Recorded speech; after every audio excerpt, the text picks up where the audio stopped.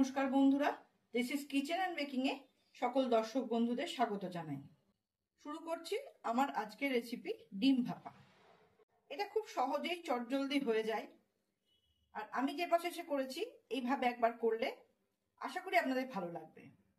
এটা গরম ভাতে, শুকনো ভাতে খেতে খুবই ভালো লাগে। তাই অনুরোধ করছি ভিডিওটা স্কিপ না করে পুরোটা দেখার জন্য। তাহলে আসুন বন্ধুরা, শুরু করি আমার আজকের রেসিপি ডিম ভাপা। আজকের ডিম ভাপা রেসিপির জন্য আমি এখানে ডিমগুলো সেদ্ধ করতে বসিয়ে দিচ্ছি, আর এর মধ্যে দিয়ে দিচ্ছি কিছুটা নুন, যাতে ডিমগুলো খুব তাড়াতাড়ি সেদ্ধ হয়ে যায় আর একদম ভালোভাবে সেদ্ধ হয়। যেহেতু এটা পোলট্রির ডিম, খুব বেশিক্ষণ সময় লাগে না সেদ্ধ হতে। এটা মিডিয়াম ফ্লেমে মিনিট 10 সেদ্ধ করে নেব। ডিমটা সেদ্ধ বসিয়ে দিয়ে অন্যদিকে আমি ডিম ভাপার যে মশলা সেটা তৈরি করে নিচ্ছি। এখানে দিয়ে দিচ্ছি 2 চামচ সাদা সর্ষে, আর দিচ্ছি 2 চামচ পোস্ত।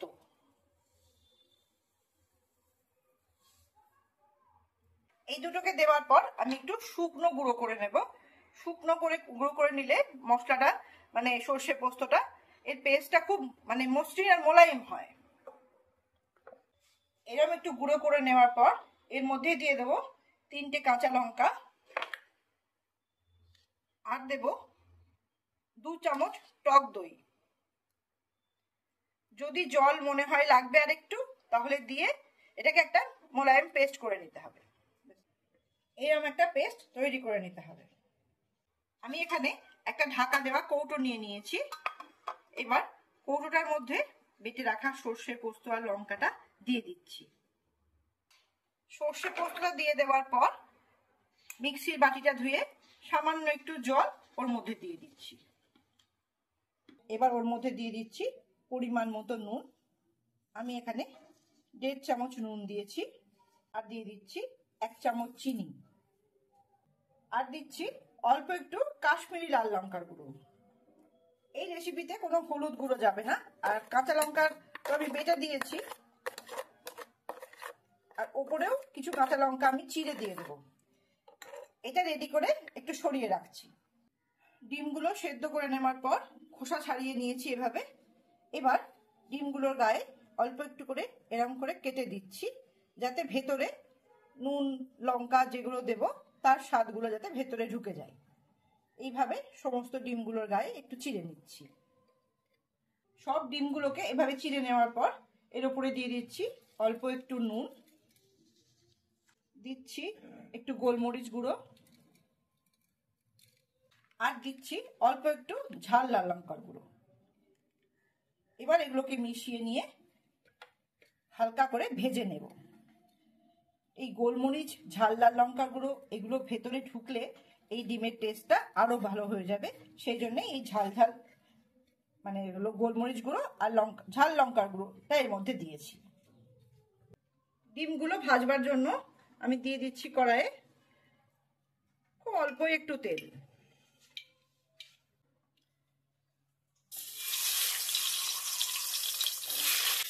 ডিমগুলো দিয়ে দিলাম ভাজবার জন্য।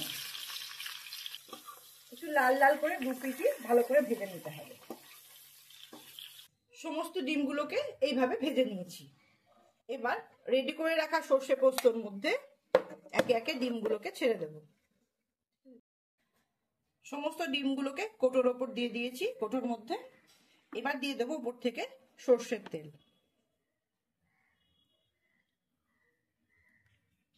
বড় চামচের 2 চামচ সর্ষের তেল এখানে দিয়ে দিলাম, আর দিচ্ছি চিড়ে রাখা 3টে কাঁচা লঙ্কা। এবার কৌটোটাকে ঢাকা দিয়ে দেবো ভাপে বসানোর জন্য।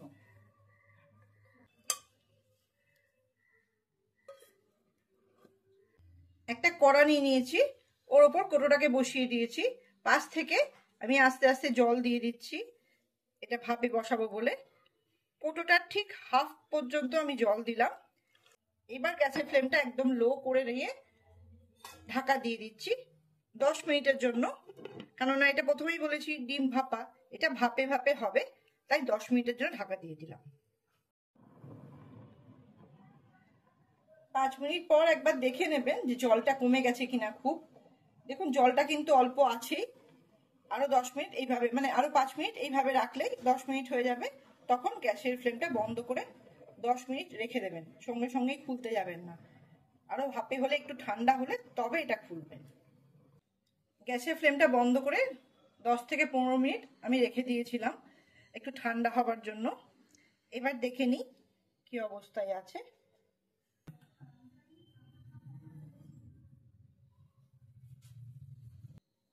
বাহ, খুব সুন্দর একটা গন্ধও বেরোচ্ছে, তার মানে পুরো রেডি হয়ে গেছে ডিম ভাপা।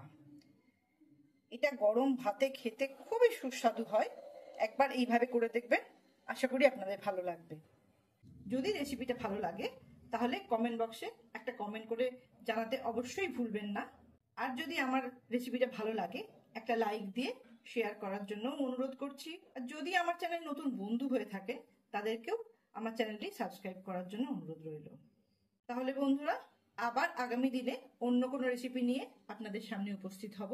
ভালো থাকবেন, সুস্থ থাকবেন, আনন্দে থাকবেন। ধন্যবাদ।